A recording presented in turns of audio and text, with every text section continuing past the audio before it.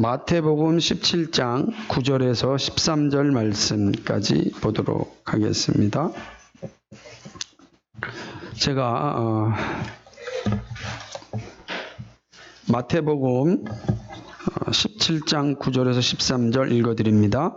저희가 산에서 내려올 때에 예수께서 명하여 가라사대 인자가 죽은 자 가운데서 살아나기 전에는 본 것을 아무에게도 이르지 말라 하시니 제자들이 묻자고 가로되 그럼 어찌하여 서기관들이 엘리야가 먼저 와야 하리라 하나이까. 예수께서 대답하여 가라사대 엘리야가 과연 먼저 와서 모든 일을 회복하리라. 내가 너희에게 말하노니 엘리야가 이미 왔으되 사람들이 알지 못하고 임의로 대우하였도다. 인자도 이와 같이 그들에게 고난을 받으리라 하시니 그제야 제자들이 예수의 말씀하신 것이 세례 요한인 줄을 깨달으니라. 아멘. 지난주 말씀에서 모세와 엘리야와 예수님의 대화의 장면을 우리가 보았습니다. 어떤 이야기를 하였을까? 본문에는 정확히 나와 있지 않았다고 말씀드렸습니다.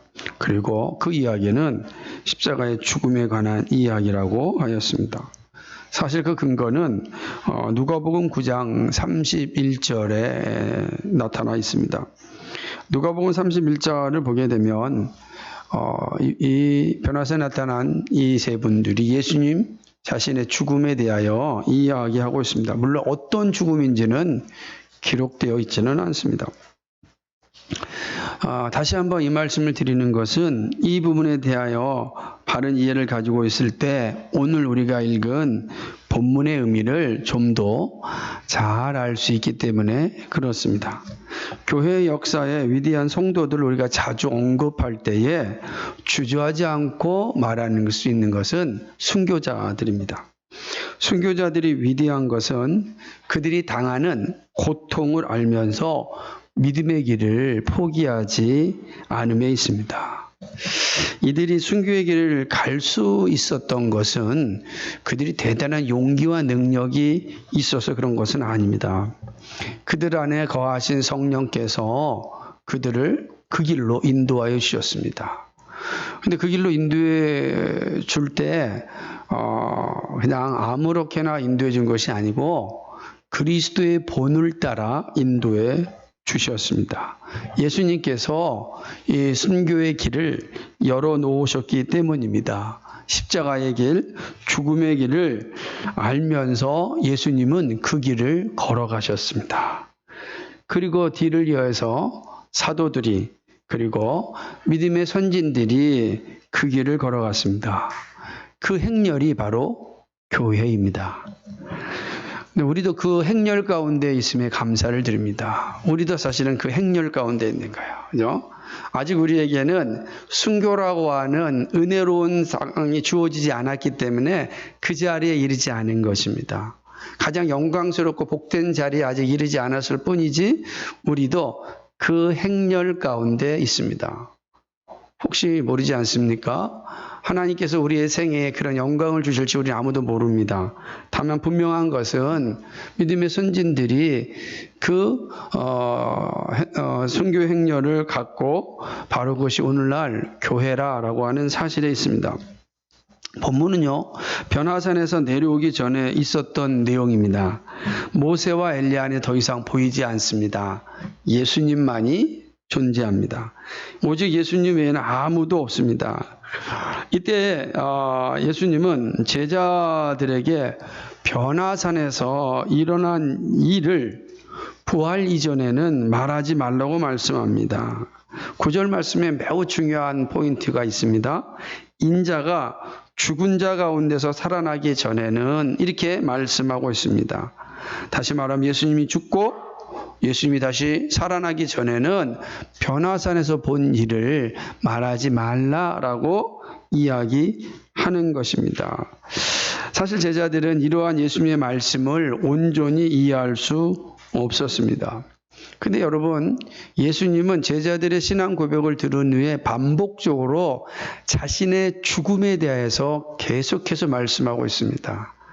제자들은 그 죽음을 심각하게 듣고 있지 않는데 예수님은 계속해서 죽음을 이야기합니다.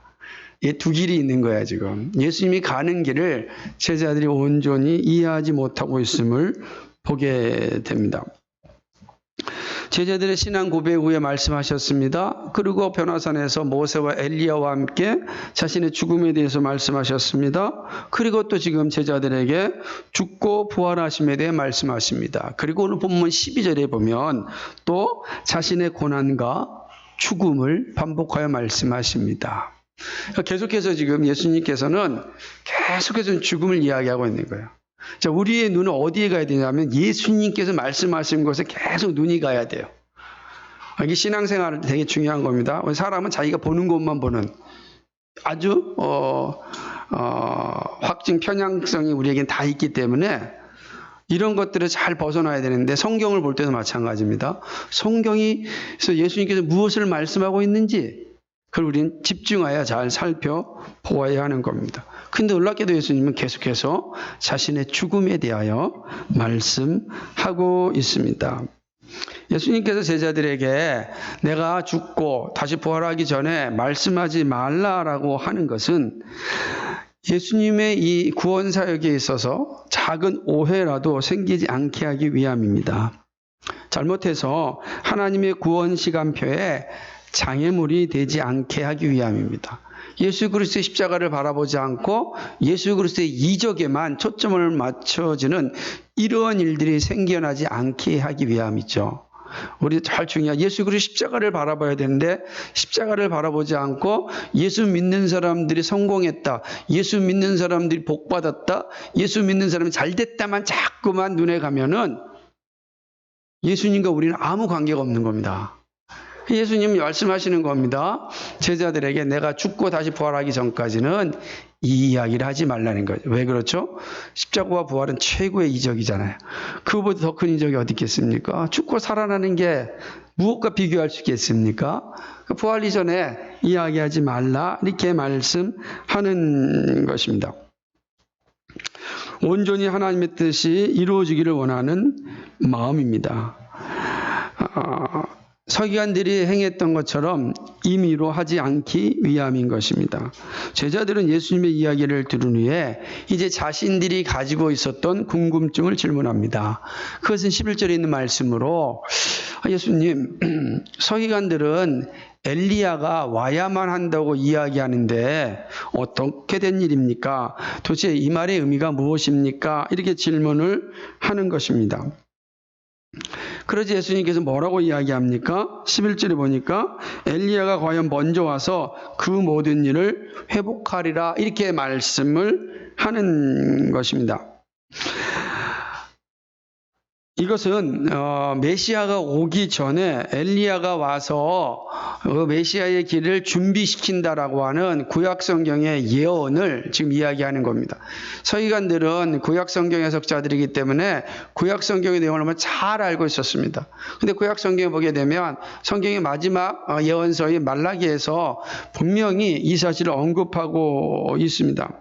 말라기 3장 1절을 보게 되면 만군의 여호와가 이르노라 보라 내가 내 사자를 보내리니 그가 내 앞에서 길을 예비할 것이요 또 너희 구하는 바 주가 호련히 그 전에 임하리니 곧 너희의 사모하는 바 언약의 사자가 임할 것이라 이렇게 말씀하고 있습니다. 내가 내 사자를 보낸다. 그가 와서 내 길을 예비할 것이다. 이렇게 예언하고 있습니다. 그 사자가 누구입니까? 같은 예언서의 말라기서 4장 5절에 보면은 이 사실을 분명하게 말씀하고 있습니다. 보라, 여호와의 크고 두려운 날이 이르기 전에 내가 선지 엘리야를 너희에게 보내리니 이렇게 말씀하고 있습니다. 선지자가 메시아가 오기 전에 그 길을 예비할 자가 올 것인데 그가 누구냐? 엘리야다라고 구약성경이 말씀하고 있습니다. 그러므로 서기관들은 이 사실에 대하여서 아주 정확하게 인지하고 있었습니다. 그렇다고 한다면 이제 여기서 이제 의미가 생기는 거죠. 자, 제자들이 지금 변화산상에서 누굴 보았습니까? 엘리야를 보지 않았습니까? 그래서 엘리야를 본 겁니다. 그러니까 이제 제자들의 마음속에는 이제 서기관들이 한 말과 자신들이 본 곳에 이제 융합이 일어나고 있는 거예요. 이렇게. 이 구문, 이러한 생각으로 인하여서 지금 예수님께 전하는 겁니다. 왜 그러냐면 엘리야가 와야만 되고 엘리야가 와서 모든 것을 회복할 것이라고 말씀하였기 때문입니다. 예수님도 그렇게 이야기하는 거예요. 11절에 보니까 그가 와서 모든 걸 회복할 것이다 말씀하고 있지 않습니까? 이 말씀은 말라기서 4장 6절 말씀을 보여주는데, 말라기서 4장 6절을 보게 되면 엘리야가 와서 하는 일에 대해서 이렇게 예언합니다. 그가 아비의 마음을 자녀에게로 돌이키게 하고 자녀들의 마음을 그들의 아비에게 돌이키게 하리라. 돌이키지 아니하면 두렵건대 내가 와서 저주로 그 땅을 칠까 하노라 하니라. 이렇게 말씀하였어요. 아주 어마어마한 선언이 엘리야를 통하여서 주어진 겁니다.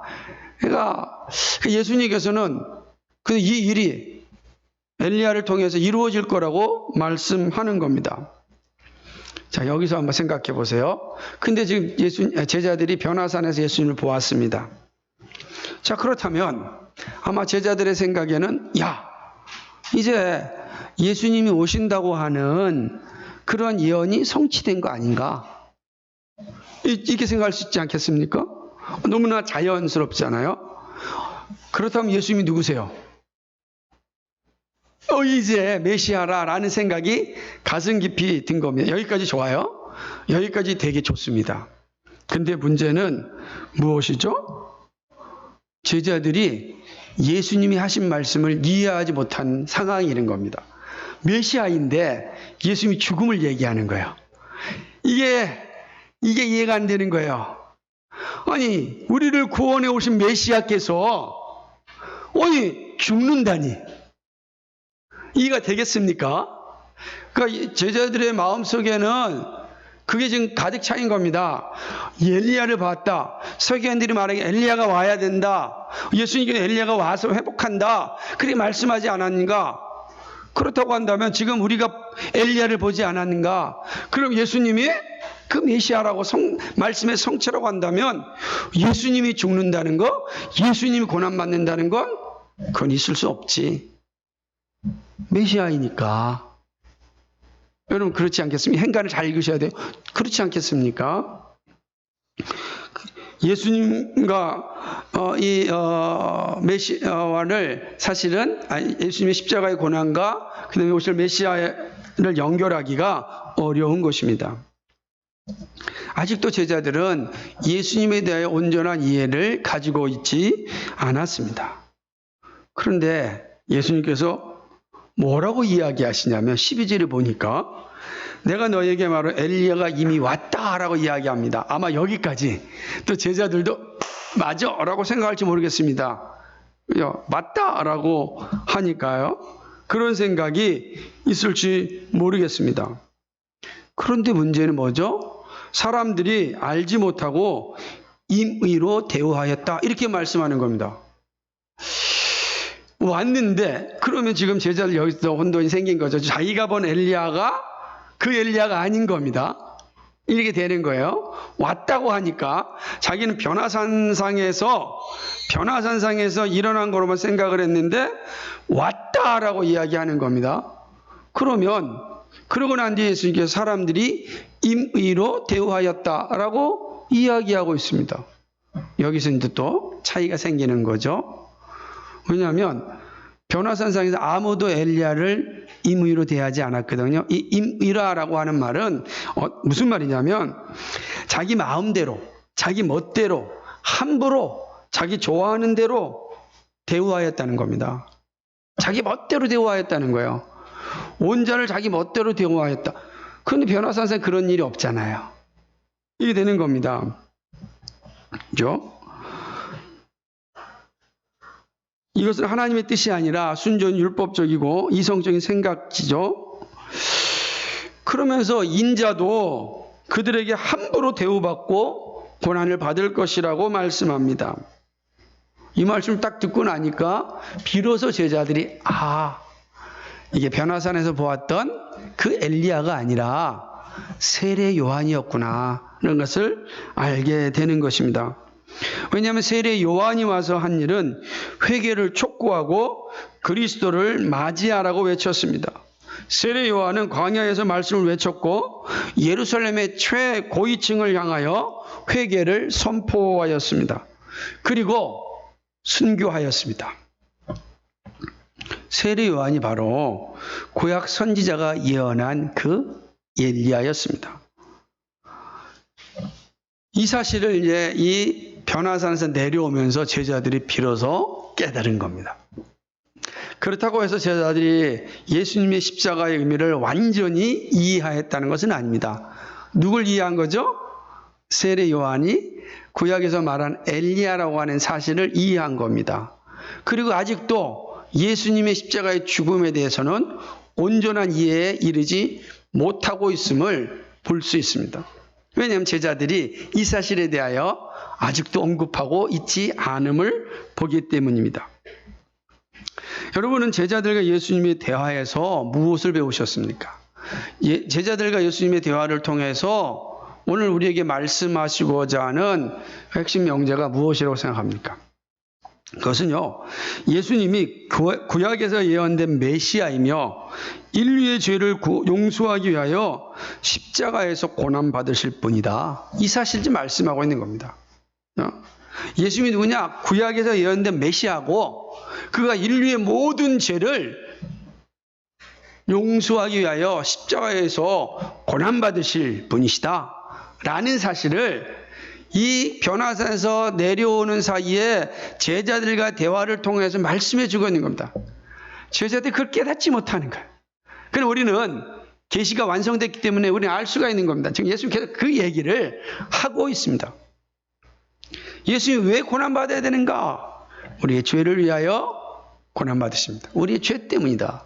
온 인류의 죄 때문이다. 온 인류를 구원하시기 위함이다. 라고 말씀하시는 것입니다. 이 사실을 놓치면 안 됩니다. 이러한 사실에 근거해서 우리는 본문을 통한 중요한 교훈을 생각해 볼 수 있습니다. 첫째는 예수 그리스도가 구속주 하나님이십니다. 변화산의 핵심은 예수 그리스도입니다. 그리고 예수 그리스도가 구속주 하나님 되심입니다.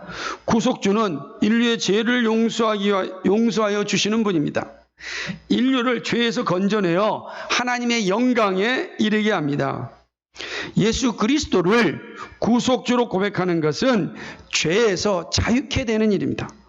예수님은 제자들에게 인자가 죽은 자 가운데서 살아나신다라고 말씀하십니다. 인류 역사상 다시 죽고 다시 살아난 이는 오직 예수 그리스도 한 분입니다. 예수님께서 죽으신 이유는 인류의 죄 때문입니다. 나의 죄 때문입니다. 인류의 죄를 짊어지시고 죽으셨습니다. 나의 죄를 짊어지시고 죽으셨습니다. 그러나 죽음 가운데 계시지 않았습니다. 모든 죄인은 다 죽음 가운데 있습니다. 그는 죄인이기 때문에 다 죽음 가운데 있는 것입니다. 그런데 예수님은 죄인이 아니셨습니다. 죄를 대신 짊어지신 분입니다. 그러므로 그는 죄 가운데 영원히 계실 수 없습니다. 그는 죽음에서 부활하셨습니다. 죽음을 이기셨습니다. 부활은 죽음을 이긴 사건입니다. 더 이상 죄가 예수님을 지배할 수 없음을 의미합니다. 그리고 예수 그리스도를 믿는 우리들의 지배할 수 없음을 의미합니다. 그러므로 예수를 믿으면 죄가 우리를 지배하지 못해요. 성경은 우리를 향하여 무엇으로 말씀하십니까? 죽음을 잠으로 잠깐 자는 거로 말씀하고 있지 않습니까? 죽음이 우리를 지배할 수 없습니다. 예수 그리스도께서 이미 죽음을 이기셨기 때문에 그런 것입니다. 바울은 이 사실을 놀랍도록 고백합니다. 고린도전서 15장 17절로부터 20절입니다. 한번 찾아보시겠어요? 고린도전서 15장 17절에 20절입니다.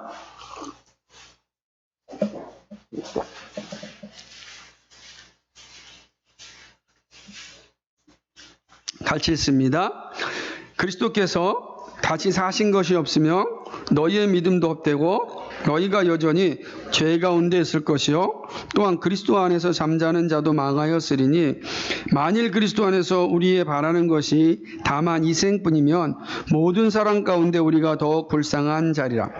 그러나 이제 그리스도께서 죽은 자 가운데서 다시 살아 잠자는 자들의 첫 열매가 되셨도다. 아멘. 예수님은 우리를 위하여 죽으시고 다시 살아나셨습니다. 그리고 죽은 자들의 첫 열매가 되셨습니다.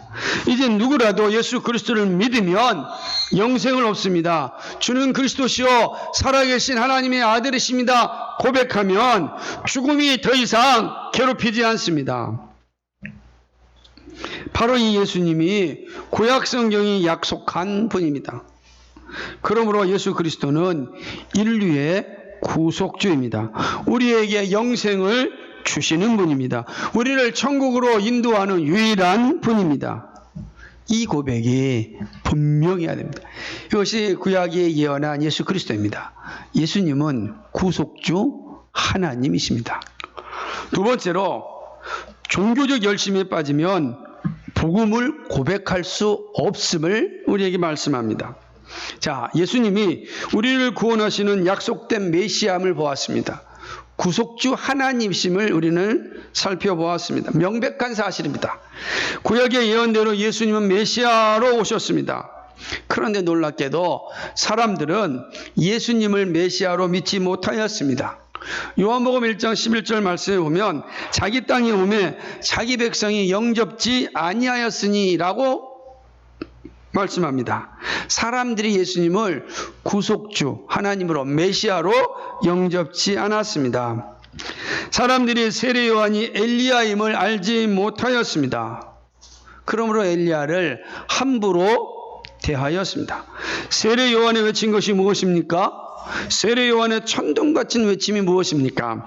누가복음 3장 7절에 보니까 요한이 세례받으러 나오는 무리에게 이르되 독사의 자식들아 누가 너희를 가르쳐 장차 올 진노를 피하라 하더냐 이야기합니다. 독사의 자식들아, 그리스도를 영접지 아니하는 자들을 향하여 독사의 자식들이라고 이야기합니다. 여러분, 우리 시대의 독사의 자식들과 예수님이 말씀하셨던 독사의 자식들은 동일한 존재입니다. 예수 그리스도를 영접하지 아니하는 자는 다 독사의 자식들입니다. 우리가 긍휼을 베풀 자와 긍휼을 베풀지 않을 자는 하나님이 선택하시지만 그러나 예수 그리스도를 영접하지 아니하는 자는 다 독사의 자식들이에요. 사실은 이 사실을 분명하게 외칠 수 있어요. 그래야 사랑할 수 있습니다. 독사의 자식들을 외치지 못하는데 어떻게 사랑하겠습니까? 하나님의 마음을 알지 못하는데 어떻게 그리스도를 전할 수 있고 저들을 사랑할 수 있겠습니까? 그러므로 세례 요한은 독사의 자식들이라고 아주 준엄하게 천둥같이 외치는 겁니다. 그러자 사람들이 세례 요한에 대해 오해하기 시작합니다. 야, 정말 예수 그리스도구나. 메시아구나. 그죠? 그리스도구나. 메시아구나. 이렇게 생각합니다. 예수 그리스도가 아니라, 그리스도구나. 메시아다라고 생각을 하였습니다. 그러자 이제 세례 요한이 그런 이야기를 듣자 다시금 이야기합니다. 나는 물론 세례를 주는 자일 뿐 성령으로 세례를 줄 분은 따로 있다고 말씀합니다. 그러면서 예수님을 향하여 저분이 메시아라고 선언합니다. 그 요한복음 1장 15절입니다. 요한이 그에 대하여 증거하여 외쳐가로되 내가 전에 말하기를 내 뒤에 오시는 이는 나보다 앞선 것은 나보다 먼저 계심이라 한 것이 이 사람을 가리킴이라 하니라. 그렇습니다. 세례 요한은 내가 그리스도가 아니고 저분이 그리스도입니다. 예수님이 그리스도입니다. 라고 선언하였습니다. 이보다 분명한 말씀이 없습니다. 그런데 문제는 서기관들과 제사장들이 알지 못했습니다. 아니, 오히려 이렇게 선포한 세례 요한을 함부로 대하였습니다. 자기 멋대로 대우하였습니다. 그리고 세례 요한의 외침을 자기 멋대로, 자기 생각대로 해석하였습니다.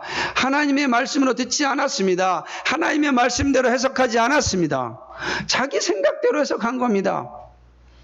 오늘날 종교학자들 가운데 자기 생각대로 성경을 해석하는 이들이 얼마나 많이 있습니까? 그 대표적인 사람이 도울 김용옥 같은 사람 아닙니까? 종교학자이기 때문에 자기 멋대로 성경을 해석합니다. 얼마든지 가능합니다. 자기 멋대로 성경을 해석해서는 결코 창조주, 구속주 하나님에게 이를 수 없는 거예요. 그 주변만 맹맹 돌다가 끝나고 마는 겁니다. 그것도 대단하다고 사람들이 외치지만 결코 중생하지 않은 이성으로는 결코 구속주 하나님을 알 수가 없습니다.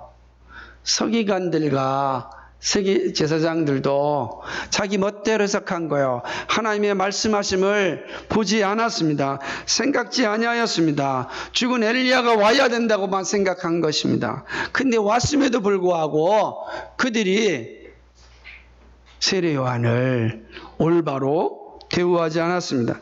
그들이 세례 요한을 바르게 대우하였다면 예수 그리스도를 올바로 대우하였을 것입니다.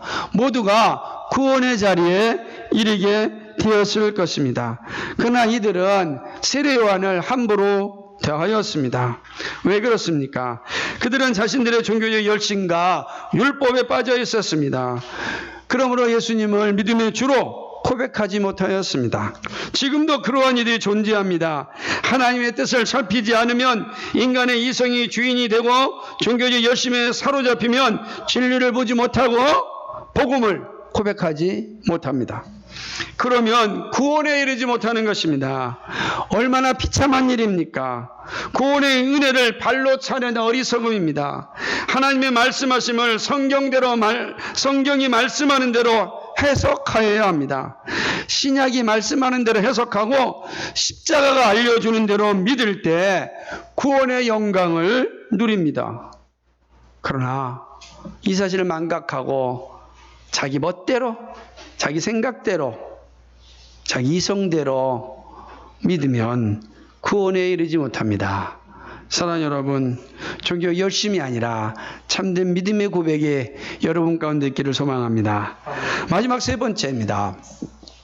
믿음 고백이 있어야 참된 신앙의 길을 갈 수 있습니다. 참된 신앙의 길은 넓은 길이 아닙니다. 좁은 길입니다. 이 길을 걸어가는 것은 쉽지 않습니다. 예수 믿는 게 쉽지 않습니다. 진짜 예수 믿으면 쉽지 않은 길을 걸어가야 합니다. 그러나 이 길이 주님이 원하시는 길입니다. 이 참된 신앙의 길은 믿음 고백이 있어야 갈 수 있습니다. 예수님은 자신이 가는 길을 알았습니다. 세례 요한이 사람들에게 함부로 대우를 받고 죽임을 당했듯이 자기도 그러한 대우를 받고 고난을 받을 것을 하셨습니다. 그래서 12절 말씀에 인자도 그들에게 고난을 받으리라고 말씀합니다. 세례 요한이 어떻게 죽었습니까? 복음을 전하다가 목이 잘리는 죽음을 당했습니다. 끔찍하지 않습니까? 근데 예수님이 무엇이라고 말씀하십니까? 인자도 세례 요한과 같이 대우를 받을 것이라고 말씀합니다. 예수님 아셨습니다. 이 땅에서 비참한 죽음을 당할 것을 아셨습니다. 그러나 그 길에서 도망치지 않았습니다. 돌아가지 않았습니다. 조롱과 모욕과 수치 가운데 있음을 아셨습니다. 고난이 앞에 있음을 아셨습니다. 그러나 회피하지 않았습니다. 십자가의 길이 인류를 구원하는 길임을 아셨기 때문입니다. 십자가의 길이 성부 하나님이 원하시는 길이기 때문입니다. 십자가를 지려고 예수님께서 사람의 몸을 입으셨습니다. 그러므로 이 길에서 뒤돌아갈 수 없었습니다. 그러나 십자가의 길은 고난의 길이지만 영광의 길입니다. 부활이 있고 하나님의 기뻐하심이 있기 때문입니다. 그래서 히브리서 저자는요, 예수님의 마음을 이렇게 기록합니다. 우리가 잘 알고 있는 말씀이에요. 히브리서 12장 2절 말씀입니다. 한번 찾아볼까요?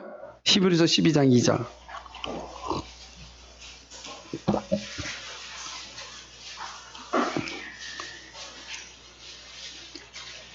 같이 있습니다. 믿음의 주요 또 온전케 하시는 이인 예수를 바라보자 저는 그 앞에 있는 즐거움을 위하여 십자가를 참으사 부끄러움을 개의치 아니하시더니 하나님 보좌 우편에 앉으셨느니라. 아멘. 예수님은요, 고난이 앞에 있지만 고난 너머에 즐거움을 보셨습니다. 이게 믿음 고백을 가진 사람의 특징이에요.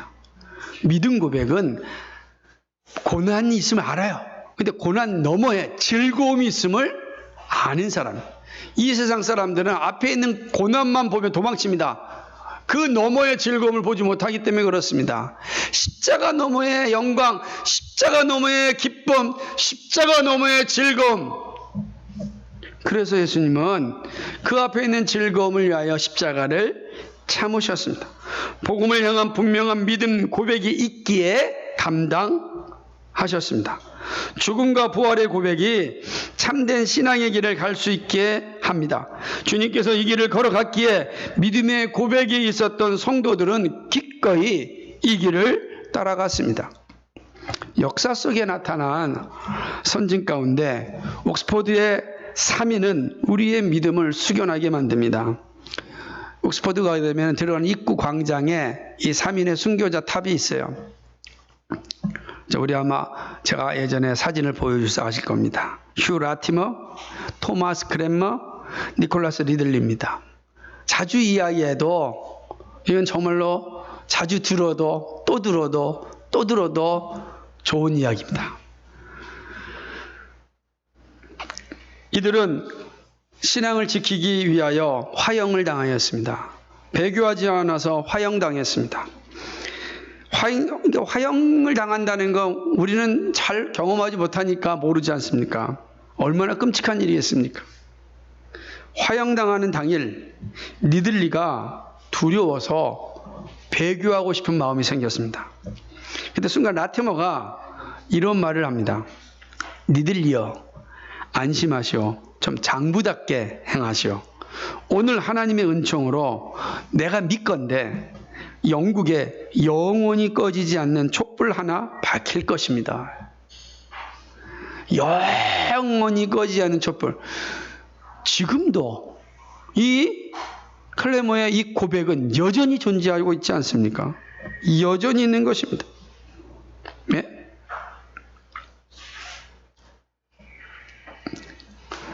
죄송합니다. 라티머가 그렇게 얘기합니다. 그 장면을 보았던 이 토마스 크랜머는요, 처음에는 이 세 사람과 함께 화형을 당하지 않았어요. 왜냐하면 처음에는 너무 무서워서 배교하였거든요. 근데 배교한다고 사인을 했어요.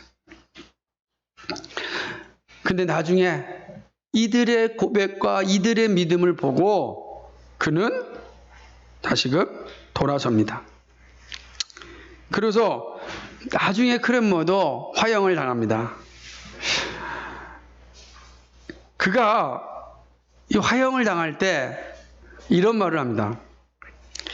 내 손이 서명으로 내 마음을 배반했습니다. 내가 손을 서명함으로 내 마음이 배반했습니다. 그러므로 내 손이 가장 먼저 벌을 받아야 합니다.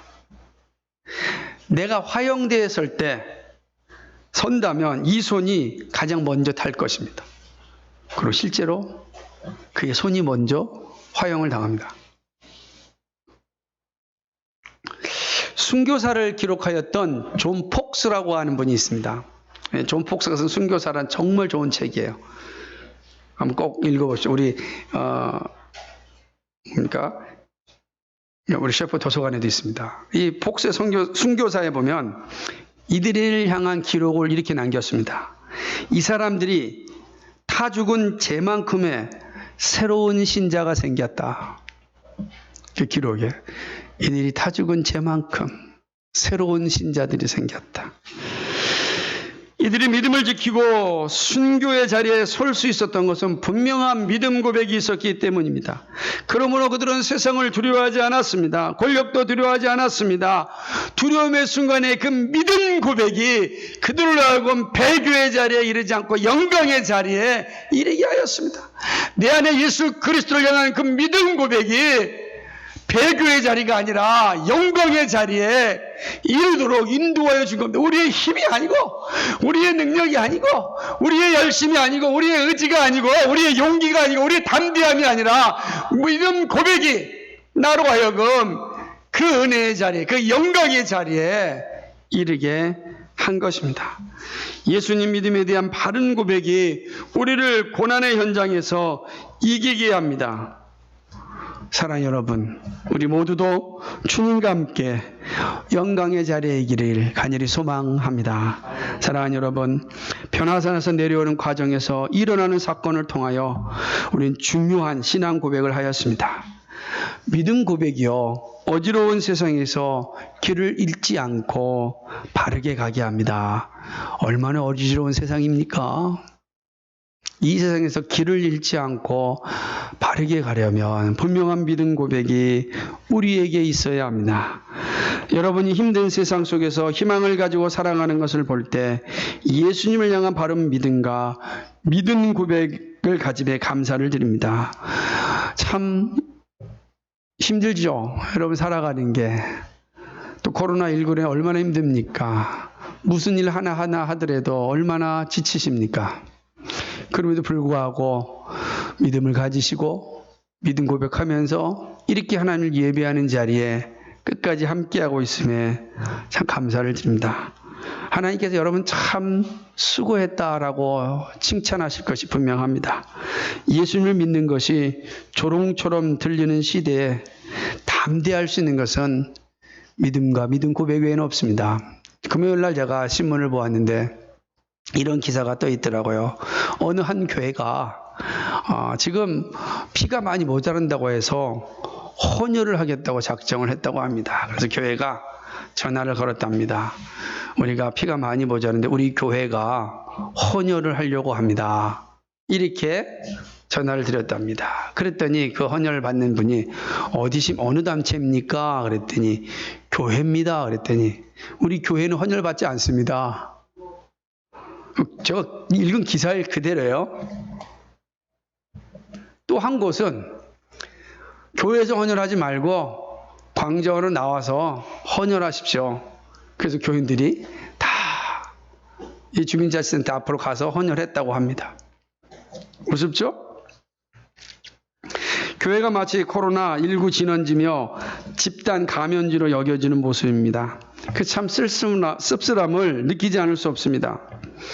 마치 이러한 여론전을 통하여 교회를 부정적으로 인식하게 하여서 나가지 못하게 하려는 것은 아닌지 모르겠습니다. 그죠? 마귀가 그 짓을 하고 있는지 모르겠다고요. 그래서 여러분도 어디에서도 교회 다닌다고 말하지 못할 수 있을 것입니다. 일요일 날 뭐 했어? 교회 갔는데 이런 시국에 교회를 가? 그죠? 어떤 교회 가는 것이 마치 벌레 보듯 이렇게 볼 수 있습니다. 참 지금도 그래요. 이렇게 참 교회를 볼 때 여기가 구원의 장소고 영광의 장소요? 라고 생각하지 않을 수 있습니다. 그런데 그 가운데 믿음의 도리를 감당하고자 당당하게 나와 예배하는 여러분, 하나님이 얼마나 기뻐하실까? 그 수치와 모욕을 담대하게 이기는 모습에 참으로 감사를 드립니다. 그러나 여러분, 이러한 시국에 우리가 기억할 것이 있습니다. 그것은 이럴수록 우리의 눈에 들보를 보는 일에 열심을 내야 합니다. 세상이 어떻게 보든지 간에 우리는 그들을 향하여 손가락질하기 전에 우리의 눈을 속상하고 화가 나지만 그럴 때마다 내 눈에 들보를 보는 훈련을 해야 됩니다. 하나님, 내가 하나님 앞에 죄 지은 것이 무엇입니까? 하나님의 영광을 가린 것이 무엇입니까? 라고 돌아봐야 됩니다. 사람을 보며 세상을 볼 때 만족함이 없습니다. 미움과 시기와 질투는 아무런 도움이 되지 않습니다. 불의와 부당함은 하나님이 심판합니다. 그것이 불의하고 그게 부당한 것이라면 하나님이 반드시 심판합니다. 그의 머리에 숯을 쌓는 일입니다. 그러나 우리가 할 일은 끝까지 사랑으로 진리를 전하는 일입니다. 사랑으로 진리를 전하지 못하는 마음이 있다면 우리는 회개하여야 합니다. 속상하고 화가 나지만 그럼에도 불구하고 우리가 할 일은 내 눈에 있는 들보를 확인하고 사랑으로 진리를 전하는 것입니다. 이 마음이 흔들리지 않도록 기도해야 합니다. 왜 그렇습니까? 우리는 구속받은 자들이기 때문입니다. 새로운 피조물들이기 때문입니다. 거듭난 사람들이기 때문입니다. 하나님 나라를 유업으로 받은 약속의 자녀들이기 때문에 그렇습니다.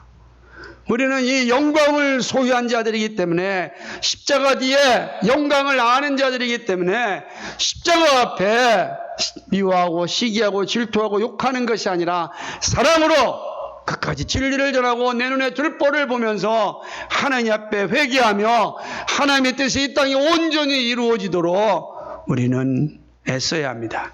그것이 구속주 하나님을 믿는 자들의 모습인 것입니다. 그래서 우리 자신을 다시 한번 잘 살펴보는 그 일에 힘써야 되는 것입니다. 사랑하는 여러분, 여러분 예수님에 대한 바른 믿음과 믿음 고백을 하고 있습니까? 오늘도 예수 그리스도에 대한 분명한 믿음 고백을 여러분 하고 있습니까? 예수님이 나를 죄에서 구원하신 구속주이심을 믿으십니까? 앞에 있는 어려움 때문에 신앙의 본분을 포기한 적은 없습니까? 자기 십자가를 지는 것이 힘들어서 타협하고 있지는 않습니까? 여러분, 앞에 있는 즐거움을 잊은 적은 없습니까? 그리스도를 믿는 자에게 약속된 새하늘과 새 땅을 여러분 늘 소망하십니까? 우리의 가정의 주인이 예수님이심을 고백하십니까? 나의 기도를 들으시고 나의 문제를 협력하여 선을 이루실 하나님을 굳게 붙잡고 믿음의 길을 가기를 간절히 소망합니다. 우리의 육신을 위하여 매일 우리의 육의 양식을 먹듯이 영적인 건강을 위하여 영의 양식을 먹어야 됩니다. 말씀과 기도는 반복하고 반복해야 말해도 끝이 없습니다. 가장 중요하기 때문에 그렇습니다. 여러분의 주어진 시간들을 소중하게 사용하시고 믿음의 길을 걸어갈 수 있기를 소망합니다. 나에게 주어진 이 시간 가운데 분명한 믿음을 확인하고 믿음 고백을 통하여서 하나님께 영광 돌리는 삶을 살아야 합니다. 그리고 간절히 소망하는 것은 여러분 기도의 나눔을 자주 사용하시기 바랍니다. 여러분 기도를 서로 나누셔야 돼요. 기도의 제목을 나누셔야 됩니다. 완성된 하나님 나라에 들어갈 때까지 여러분 서로 기도하고 서로 기도해 주어야 합니다. 그것이 어렵고 힘든 이 시대, 주여 모여져 있는 이 시대를 넉넉히 이기고 영광의 나라에 들어갈 수 있는 강력한 힘이 됩니다. 서로 함께 기도함으로 믿음의 길을 완주할 수 있는 하나님의 사람들이 되기를 주님의 이름으로 축복합니다. 말씀을 요약합니다. 본문은 예수님이 구약에서 예언된 메시아이며 인류의 죄를 용서하기 위하여 십자가에서 고난받으신 분을 말씀하셨습니다. 이 사실로부터 세 가지 사실을 살펴보았습니다. 첫째, 예수 그리스도가 구속주 하나님입니다. 둘째, 종교적 열심에 빠지면 복음을 고백할 수 없습니다. 셋째, 믿음 고백이 있어야 참된 신앙의 길을 갈 수 있습니다. 이 은혜가 우리 가운데 길을 다시 한번 축복합니다. 거룩하시고 자비하신 아버지 하나님, 고맙고 감사를 드립니다. 변화산에서 내려오는 상황 가운데 들려진 이 진리의 말씀을 잘 부여잡고 믿음의 주 온전케 하시는 예수 그리스도께서 그 앞에 있는 즐거움을 위하여 십자가의 부끄러움을 참으셨듯이 하나님, 우리도 그 앞에 있는 영광과 그 앞에 있는 즐거움을 위하여 믿음의 길을 넉넉히 걸어갈 수 있도록 도와주옵소서. 날마다 우리의 믿음을 확인하고 주는 그리스도시요 살아계신 하나님이심을 분명히 고백하는 이 믿음으로 이 땅에 이 길을 이기게 하여 주옵소서. 감사합니다. 예수 그리스도의 받들어 기도하옵나이다. 아멘.